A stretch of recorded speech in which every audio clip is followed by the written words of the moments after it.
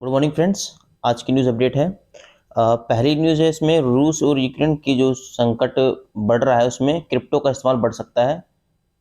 Positive news है। और दूसरी हमारी न्यूज़ होगी कोइनबेस जो अपना टोकन लॉन्च करने वाला है उसके बारे में जो उन्होंने ट्वीट किया है। और तीसरी जो हमारी न्यूज़ होगी, जो राज्य सरकार ने क्रिप्टो करेंसी पर अभी जो टोकन लॉन्च करने वाले थे उस पर भी रोक लगाई है। और चौथा हमारा बाइनेंस को बहरीन से मिला लाइसेंस।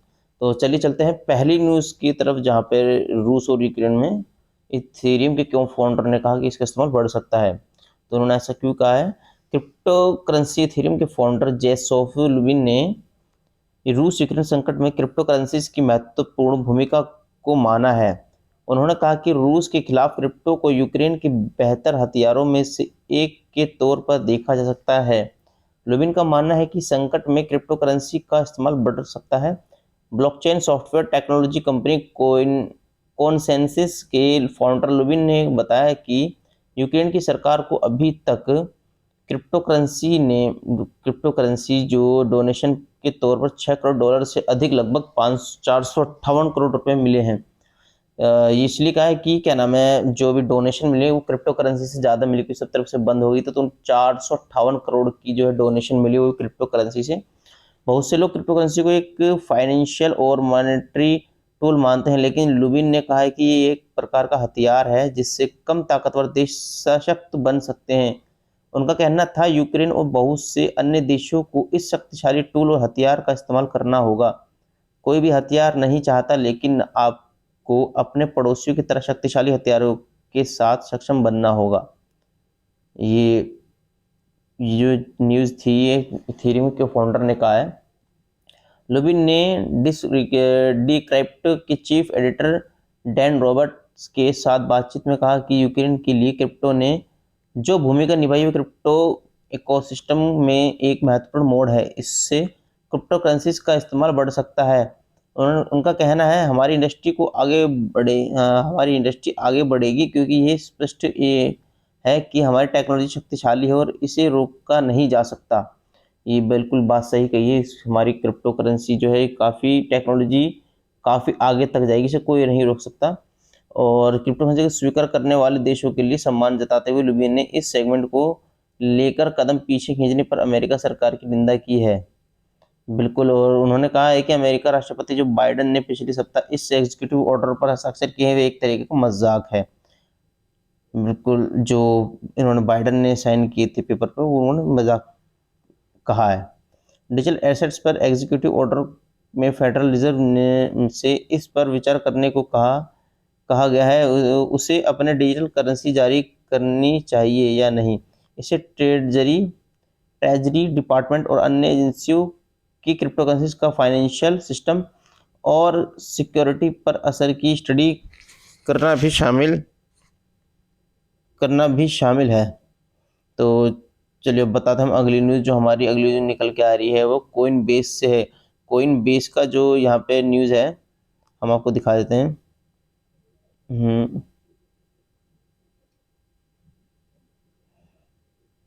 कोइनबेस डिजिटल कलेक्टिबल्स या नॉन फंजिबल टोकन एनएफटी के लिए अपने पीयर टू पीयर मार्केटप्लेस को लॉन्च करने के लिए तैयार है।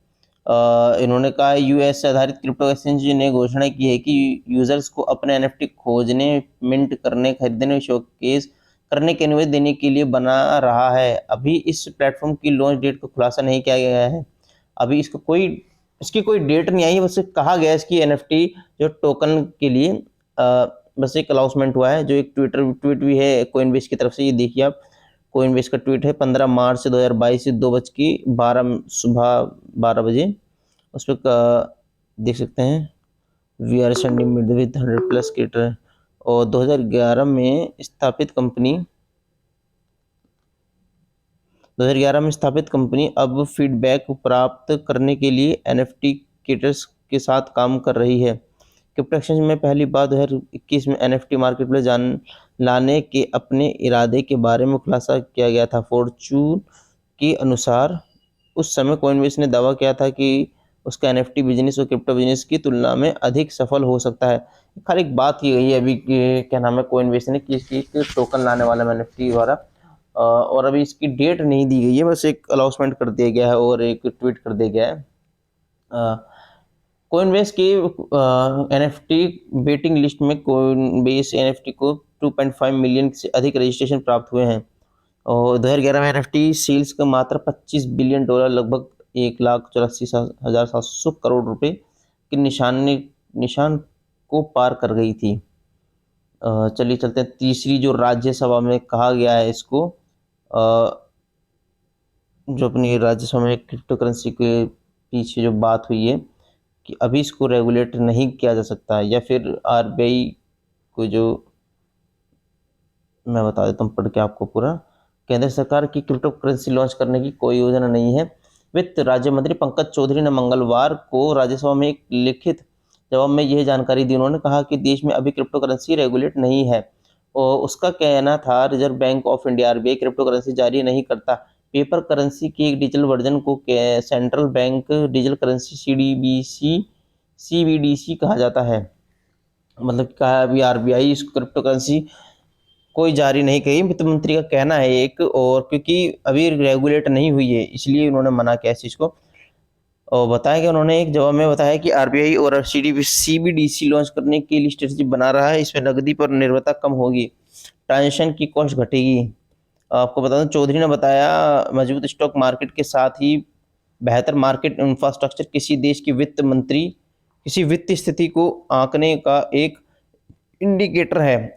स्टॉक मार्केट मीडियम से लॉन्ग टर्म में इकोनॉमिक ग्रोथ का संकेत देते हैं, क्योंकि स्टॉक प्राइजेस से मार्केट की उम्मीद और भविष्य में कंपनियों की रेवेन्यू और प्रॉफिट का अनुमान मिलता है। हालांकि इसके साथ ही उनका कहना था कि शॉर्ट टर्म में स्टॉक मार्केट का मूवमेंट इकोनॉमिक्स और राजनीतिक घटनाओं पर काफ़ी हद तक निर्भर करता है।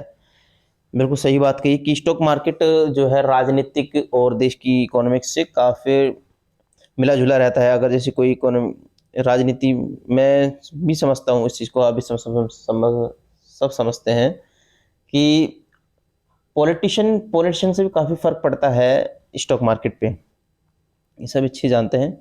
क्रिप्टो सेगमेंट के रेगुलेट करने के बारे में हाल ही में वित्त मंत्री निर्मला सीतारमण ने कहा था कि हम इस पर बहस में नहीं पढ़ना चाहती कि सरकार को इसे रेगुलेट करना चाहिए या इस पर बैन लगाना चाहिए। इस बारे में विचार विमर्श के बाद किया जाएगा, सीतारामन ने बताया। मतलब निर्मला सीतारामन जो हमारी FM है, देश की फाइनेंस मिनिस्टर, ने बताया इस पर चर्चा की जा रही है कि विषय में दिलचस्पी रखने वाले का इसमें हिस्सा लेने के लिए स्वागत है। विचार विमर्श की प्रक्रिया पूरी होने पर ही मिनिस्ट्री पर इस पर आगे बढ़ेगी। अभी देखो इस पे मतलब कोई कानून नहीं बना है, अभी कोई इस पे बैन या रेगुलेट का कोई इस पे अभी क्या कह सकते हैं सवाल नहीं आया है। यहाँ तक कि कोर्ट से भी कहा गया था कि पहले सरकार इसको स्पष्ट करे, फिर भी वहाँ से भी कोई जवाब नहीं आया है। बस टैक्स लगा दिया गया है कि इस पे इतना टैक्स लिया जाएगा, बाकी कुछ और अभी बयान नहीं आया सरकार की तरफ से। और चौथी न्यूज़ हमारी बाइनेंस से मिला लाइसेंस। बाइनेंस जो है दुनिया की सबसे बड़ी क्रिप्टो करेंसी एक्सचेंज बाइनेंस को बहरीन के केंद्रीय बैंक द्वारा एक crypto assets services provider licence दिया गया है। कंपनी और बैंक ने मंगलवार को बयान के जरिए बताया कि गल्फ के ऑपरेशन काउंसिल GCC ने अपनी तरह का पहला लाइसेंस है। बाइनेंस का मानना है कि लाइसेंस और रेगुलेटरी आवश्यकताएं मौजूद एंटी मनी लॉन्ड्रिंग और आतंकवाद विरोधी फाइनेंसिंग पॉलिसी के साथ यूजर्स की रक्षा करेंगी। और चलिए जो थी अब बता दें, दुबई में क्रिप्टो सेगमेंट और अब तक के नए रेगुलेटरी फ्रेमवर्क के तहत आएगा। संयुक्त अरब अमीरात UAE के प्रधानमंत्री शेख मोहम्मद बिन राशिद अल मखतूम ने पिछले हफ्ते वर्चुअल एसेट्स के लिए एक कानून पर हस्ताक्षर किए हैं।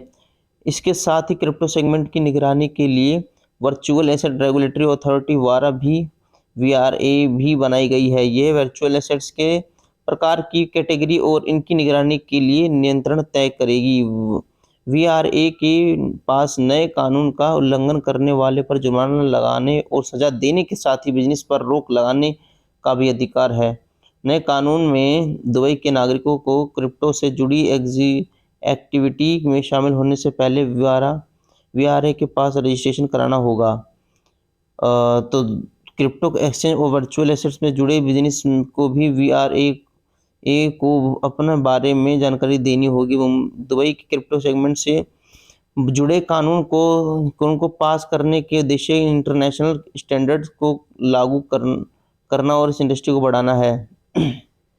तो दोस्तों ये थी आज की जो अपडेट थी। तो दोस्तों कैसी लगी आज की न्यूज़ अपडेट आप कमेंट सेक्शन में जरूर बताएं, और जो चैनल में पहली बार हैं प्लीज़ सब्सक्राइब कर रहे हैं ताकि आपको ऐसी न्यूज़ अपडेट मिलती रहे, और वीडियो जरूर लाइक करें। थैंक यू दोस्तों, थैंक यू वेरी